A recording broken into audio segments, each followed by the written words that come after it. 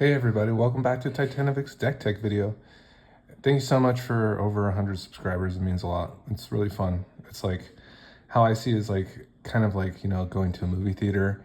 You all stepped in, at least, and hung out with me for a couple minutes out of the day, and it's cool. And, hopefully I see you all eventually, maybe at an LGS or an event. That'd be really cool, So maybe we can look forward to stuff like that in the future, but yeah, I just recently got back from Commander Games in Las Vegas. I had a really good time there, and I got to play some of my decks. So we'll just go over the first one that I did. It's my mono black Sauron the Necromancer deck. One of the new cards I went to go pick up, which thankfully they had, was Tiny Bones, a Pickpocket. He's a new 1-drop. He just costs 1 black mana. He's a 1/1 Death Touch. This also slots into my Anawan deck so well. I brought my Anawan deck as well. It performs so well. So honestly, I think that's probably one of my stronger decks, to be honest, like in a casual format. But this played very well too, and I kind of got to see some of its strengths and weaknesses, and kind of want to get into that with you. But just having this as a nice 1-drop is kind of nice. We can get value from our opponents, and we can also like set this up as our ring bearer. That's kind of nice too, where it's like, its power stays low, it becomes very evasive, it can connect, and we can get the value from that from our opponent's graveyard. So basically, once we connect with this, and for damage on attack, we may cast a target non-land permanent card from that player's graveyard, and mana of any type can be spent to cast that spell. So it's very cool. Good defender as well, to be honest, right? So let's just get right into it. Here's Sauron the Necromancer. This is our commander. This one derives a lot of value from the graveyard.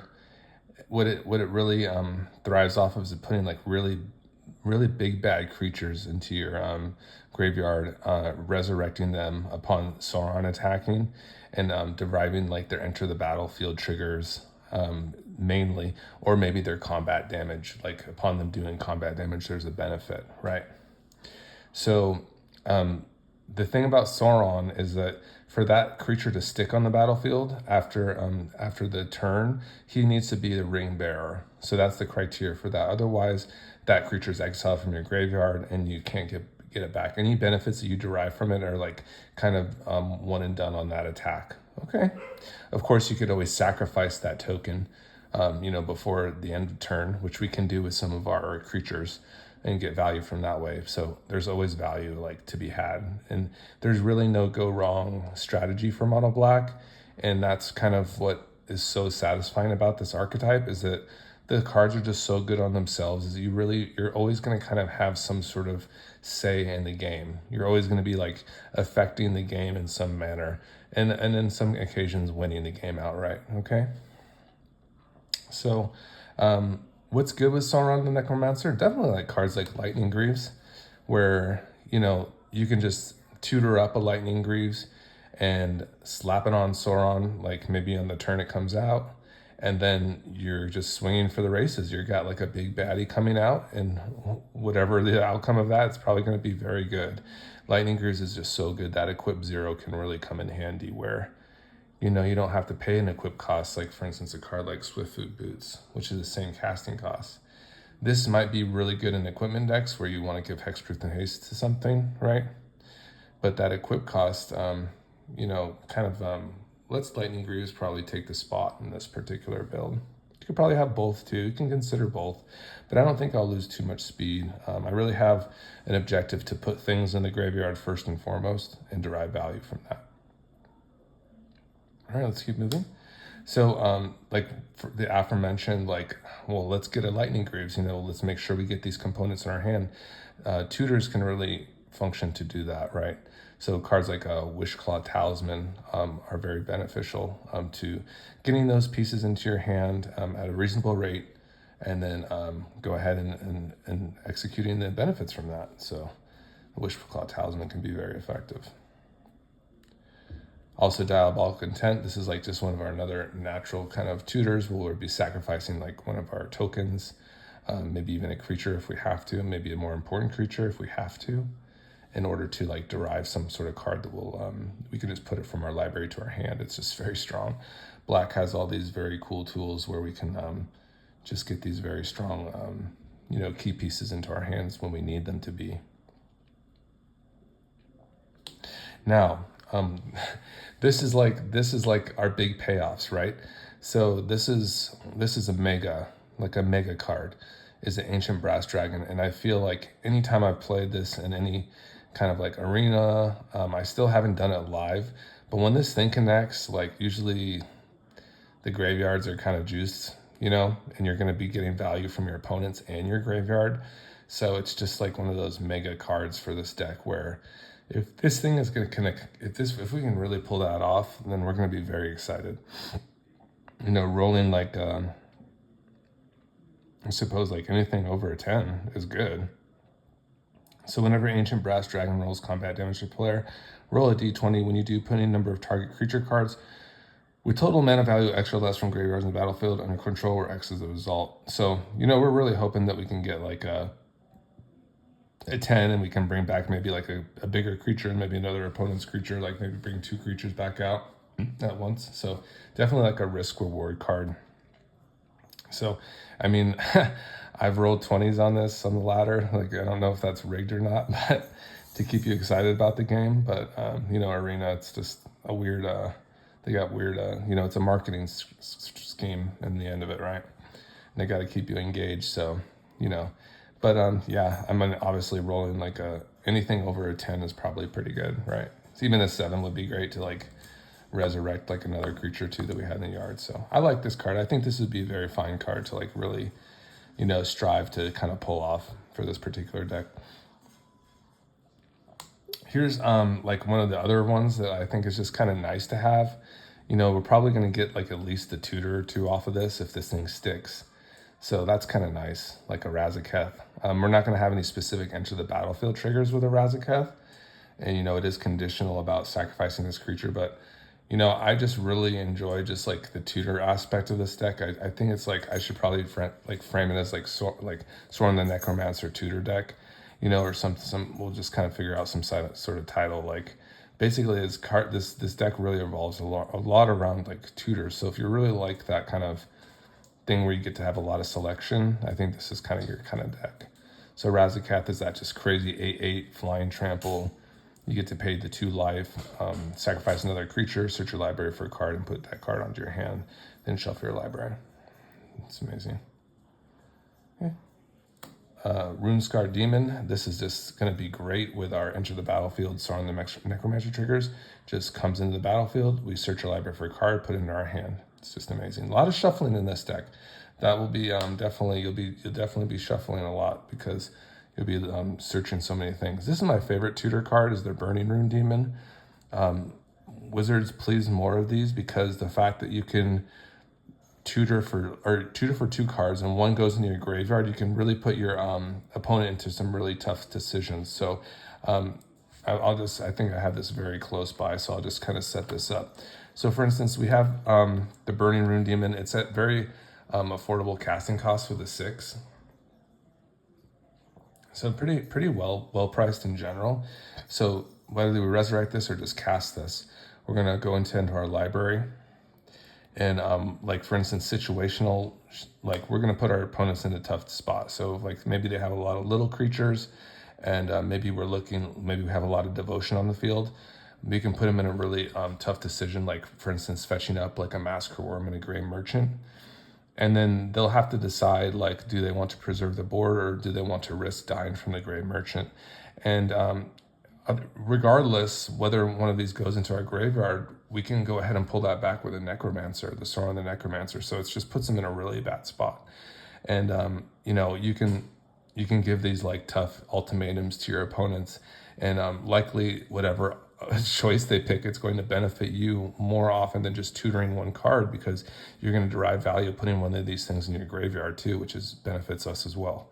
So this is just like an absolute, like, the Burning Rune Demon is just like an absolute mega card, just a crazy card for us in this game. So there's the Burning Rune Demon. It's a nice one.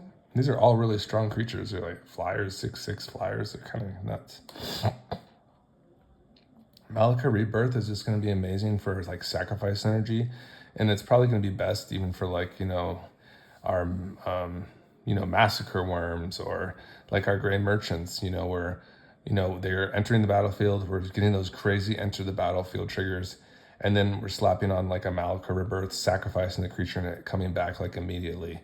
It's just kind of amazing, right? So this is just also going to act like a land. So it's just a crazy uncommon card from Zendikar. Just absolutely crazy. This is just a huge performing card for 5 mana, the Incarnation technique. We're going to be juicing up our yard, putting in like 10 cards into our graveyard and resurrecting like 2 creatures at a time. It's just in a fantastic rate. It does everything we want it to do. So let's just go through this now, guys. Just some really good kind of enter the battlefield. Go ahead and just kind of rewind these if you want to also post a list, just so you can kind of see kind of all these cards. But these two are just very important. The fact that the Massacre Worm affects the board is just a very key card for us, because we're kind of not the heaviest on interaction like that destroys creatures. I mean, we have some good payoffs, but Massacre Worm is definitely our like really strong suit. So we're really going to be banking on putting like these cards into our graveyard and deriving value from them. Otherwise, we really don't have a deck. Same goes for Gray Merchant. Here's our Panharmonicon. Just doubling all those enter the battlefield triggers is huge for us. Mega stuff, right? I did OTK an opponent. We were playing 1v1 commander, and this was just the bomb. Having Gray Merchant come down, just winning the game even without a Panharmonicon. So, this card is just, suffocating, and it just drains the opponents for so much damage. So Panharmonicon is just another key part of that. All right, so now we're getting into like our Ring Wraith synergy, and this is so wonderful, like to have just like an army of flying baddies just, cruising through, and just the Witch King is just killing everybody. It's just amazing. Just, an appropriately priced 5 mana card. We wouldn't hate to like resurrect this card either. It really discourages opponents from swinging on us. If they do, they have to sacrifice those creatures, like one of those creatures that did hit us that turn. So just like a very interesting creature in general. And then we get that ring tempt for whenever that a creature. Let's see that the text is. Let's see, I believe. I mean, it's not the easiest to read. Let me just take this off screen for a second. I do know that.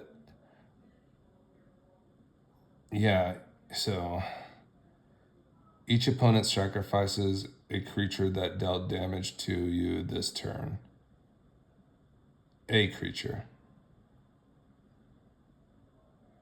So I believe they only have to sacrifice one, and then the ring tempts you based on that. So that's kind of fun. So you get the ring temp synergy, and then you can discard a card and have this become indestructible to end of turn, which is really cool actually.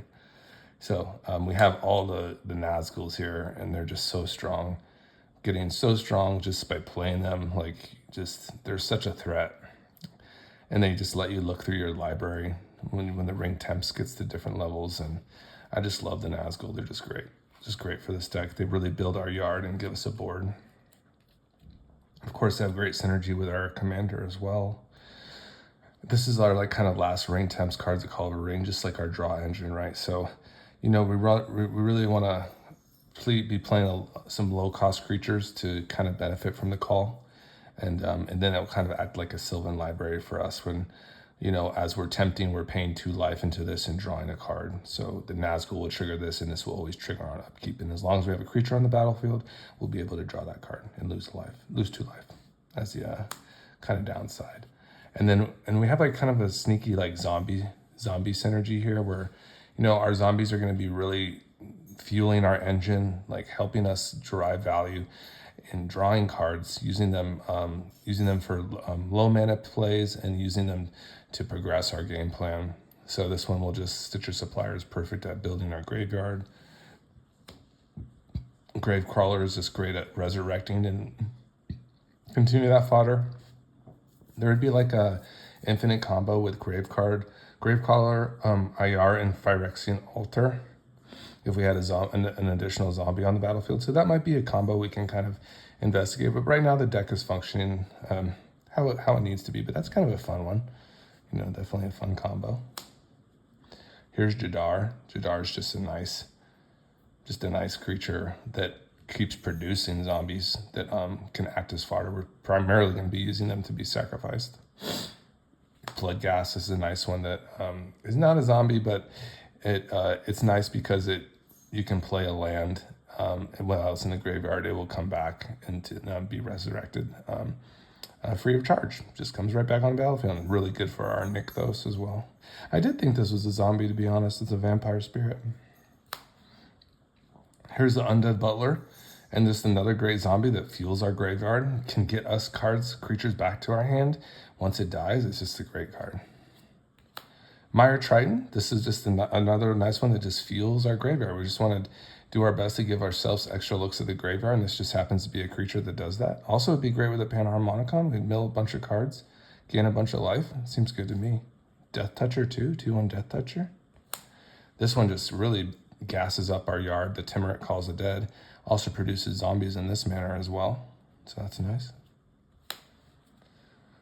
Bitter Blossom, this one is cool. I mean, this is just a crazy card. People will scoop when they see this card like in a 1v1 brawl format. They're like, it's like too scary, you know, like just creating that 1/1 fairy rogue every upkeep is like kind of nasty. Just like it's kind of suffocating. Just creates more you know, maybe some damage, gets us a little chip damage. We can sacrifice those fairies. All that applies.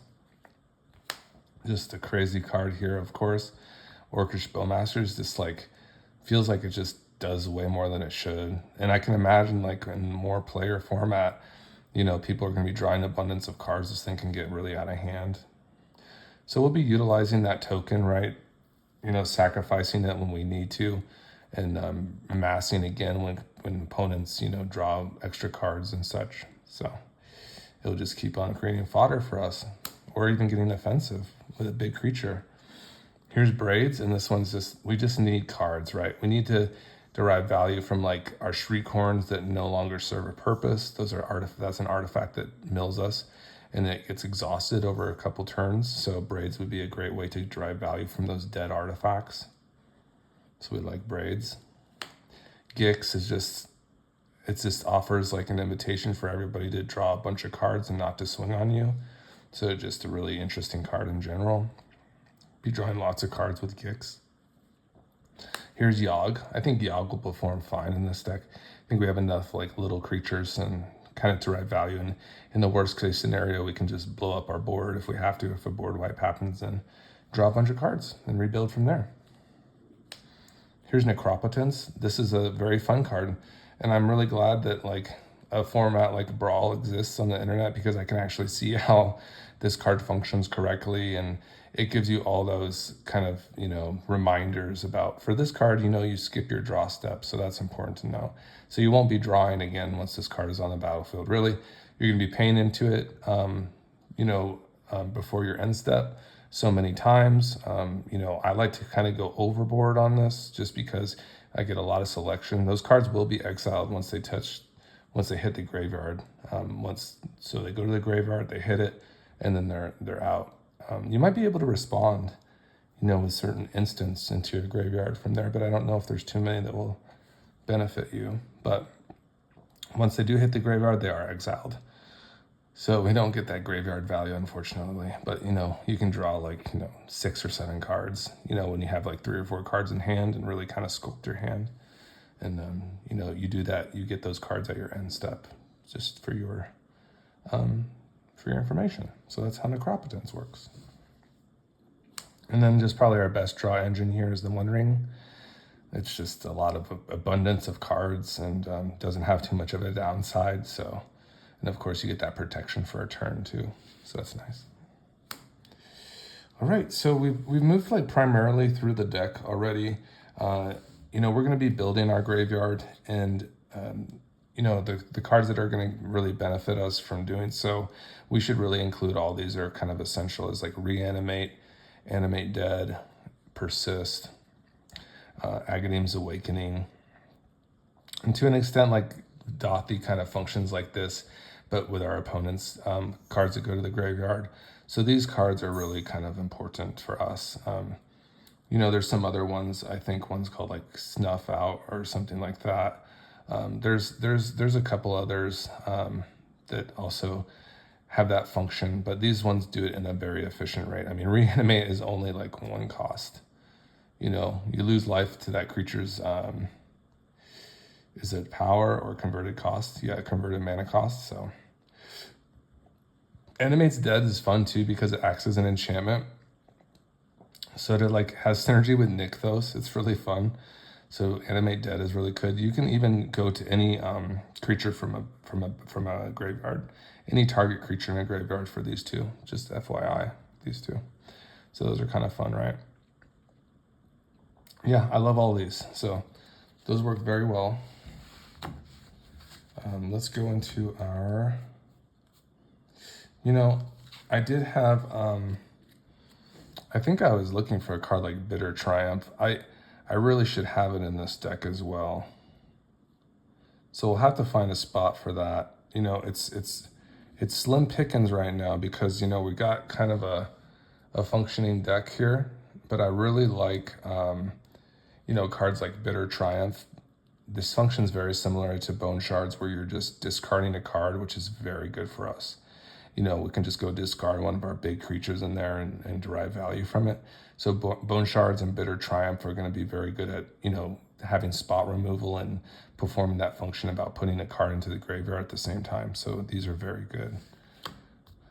You know, I honestly think we're pretty pressed for removal. And, you know, we're, like I said, we're going to be really leaning on putting cards into our graveyard and you know, making sure that we get all the things, all the really key creatures in there that we need to win. So we're really going to be leaning on that. So, you know, for instance, a Bone Shards, it's fine probably is because it does meet the function of putting a card into the graveyard. We just want to make sure that we're doing it, you know, well, and that we have the cards that will support that. So Bone Shards definitely fits into that, and it's removal, which is nice. Meat Hook is just a great removal card. It gets around indestructibility and protection from like spells and such. Just minuses, you know, gives that XX minus. Same thing with a Toxic Deluge, also great for our Nykthos to promote our devotion with Meat Hook. I love Rankle in this deck. I just like Rankle a lot in general. It just affects the board so much, and you know, really gives you a lot of options to what you kind of want to do with it. If you're, you know, want to get some cards, you want to discard some cards, you do all three, sacrifice a creature. Probably all the options are on table. Sheoldred is very good too. Yeah, I think it's a fine card, and flipping it is also very good. So of course we love Sheoldred. And then Blood on the Snow. It's just good for our snow payoffs that we got going on here. So let's go into probably the most key part of our deck, which is the putting cards into our graveyard. So, you know, some of the zombies we had mentioned before, like Stitcher Supplier, Undead Butler, those are all gonna like fuel our graveyard. We can also do this with like a dredge land, like Dakmor Salvage, where this can get into our graveyard, and every time we draw a card, we can go ahead and just dredge 2 instead. It's kind of fun, like, you know, to have like a land that can dredge as well. So I'm thinking like the dredge is a little bit on the lower side compared to like a Stinkwood Imp or something, but I still want to try it out. I'm always up to trying things out, and maybe this land will just help us get in over that finish line just a little bit more. So, you know, looking at that card, I think it's probably just right there, but maybe on the weaker side, to be honest. But we'll see. You know, you really have to try these things out, and I'm willing to try it out. So here's Takenuma. Just very good. You know, probably using this to like fuel our graveyard, to be honest. Yeah, definitely don't want to sleep on this card, right? You know, we'll have some legendaries on the battlefield with the Nazgul. So, you know, fueling our graveyard with this and getting a creature back or a planeswalker seems very good. Here's Entomb. So this card will just search up our library, go ahead, put a card right into that graveyard, and then that'll be great. You know, it's a very selective and probably one of our strongest cards, one of our stronger cards in the deck, right? Entomb. Here's Shriekhorn. This is just another fantastic one that's gonna put a bunch of cards in our graveyard, and then like with the cards like Braids, we can go ahead and sacrifice this and get some value out of it. Mesbric Orb, just a crazy card that is gonna fuel everybody's graveyard. It's gonna, you know, give value for everybody, but hopefully more value for us. So that one's a nice one. Egon, God of Death. This is another nice one drop for us. It just flips over into the throne.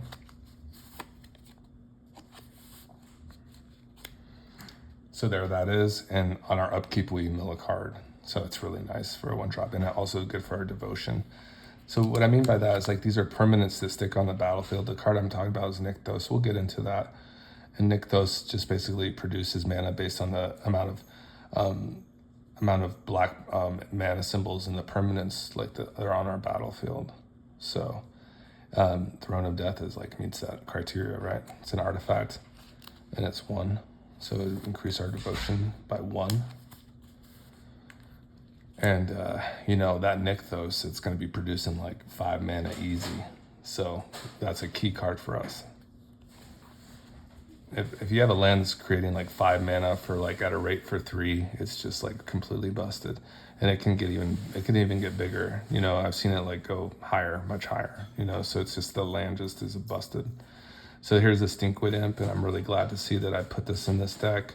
It's got a Dredge 5, which is just magic, where you're just dredging 5 cards if this is in your graveyard. That's just crazy. So if you would draw a card, just go ahead and dredge 5 instead. Yo, let's mill like, you know, our whole deck into our graveyard and get all that value. You know, so we probably should put like a Fiend Death in here as well if we're really gonna be going hard, you know. So we're going to be considering that. Here's the Palantir. This is just it just kind of draws cards for you or puts cards into your graveyard. Either one is good for us. So just to have that constant like drawing and scrying is just really big. So we really like this card for that low price. And there you go. So very good support for our self-milling potential. And here's our just super duper lands. You know, Urza Saga, like, it's going to be fetching up, like, in the early game, a Soul Ring to, like, accelerate us. It could be used later on to maybe find a Shriekhorn, you know, to maybe keep that gas going. We have some good targets for it. So Urza Saga is really good. Of course, Nykthos is just, these are just our mega lands that are just sublime. I mean, you're just creating so much mana with these, with your board. You know, you're having, like, say for instance, just a couple creatures on the battlefield, a couple enchantments and artifacts, and all of a sudden this thing is producing like 7 mana for the cost of like it tapping itself in 2 other lands. So you're just netting like 4 mana on a land. It's just insane for these mono-colored decks, right? And you can see like a card like Ayara, this is why I set this up, is just gonna go ahead and make Nykthos like strong on its own, like immediately, like on a curve. You know, you could just, you know, turn 4, producing like probably an abundance of mana with Nykthos. Just because this on its own would help, you know, give it that 3 for devotion, 3 mana. So honestly, and then Crick here too, it's like functions in a very similar way where it has all these black pips. You can put like, you can just dump your hand onto the battlefield. You have all these black pips. It's really good for the Gray Merchant. It's very good for Nykthos. This card is huge. This card is a mega card, guys. So this is just slots into your 99 easily, or it's just your commander for mono black, and it's probably your best bet for, you know, more competitive formats. You know, low casting cost, and then all your black pips only cost 2 life to cast from there, so you can really get into your life as a resource from there, and it grows as well. You want to kind of use this as your queen, where you probably don't want to swing, even though it is growing and getting stronger, because, you know, you can get ambushed with it and then you lose Crick, and you don't really want to lose Crick. So this is just kind of just, you know, maybe strategically just kind of chilling, you know, being very careful with this card. Here's the Phyrexian Arena. So we're just going to be accelerating our mana through these cards. This was really performed well for me, the Crypt of Agadim. I was kind of looking at it just as kind of like a Nykthos, where it's just can produce so much mana. Having like 6 creatures in the graveyard, all of a sudden it produces like 6 mana off of 2 and a tap of itself. So you're netting like 3 mana. Cabal Coffers, we're definitely going to be like wanting to limit the amount of special lands and really emphasize the amount of like basic swamps that we're playing. So we have our Cabal Stronghold here as well. That can also produce colorless, which is nice. And then swamp for each basic swamp we control. And then basically we have like kind of our mana here, our mana acceleration. Additionally, our Mox Amber, of course, is good for our Nazgul. Soul Ring. Tiny Bones is also good with Mox Amber, of course. Good. That'd be a good sequence. Soul Ring, Springleaf Drum, Arcane Signet, Mindstone for our mana rocks. Not too many mana rocks. I like Deadly Dispute to kind of accelerate us with a treasure. Definitely, and give us some cards. It's kind of fun. Dark Ritual to kind of add to our mana pool. Maybe play like a faster Sauron the Necromancer. Kind of seems nice. And then just an abundance of like snow-covered lands. 1, 2, 3, 4, 5, 6, 7, 8, 9, 10, 11, 12, 13, 14, 15, 18, 19, 20, 21, 22, 23, 24, 25, 26, 27, 28. So yeah, bunch of you know, snow-covered swamps here. And all in all, like a pretty decent amount of lands in general. You know, 28, 29, 30, 31, 32, 33, 34, plus all our multi-phase cards that we have, and kind of like, you know, milling lands here and channel lands. So overall, super solid, and I really enjoyed it very much. And I think you'll enjoy any kind of, you know, adventure into the mono black realms. I think you're going to be very satisfied. So have a great day, everybody. Thanks for joining me. Bye-bye.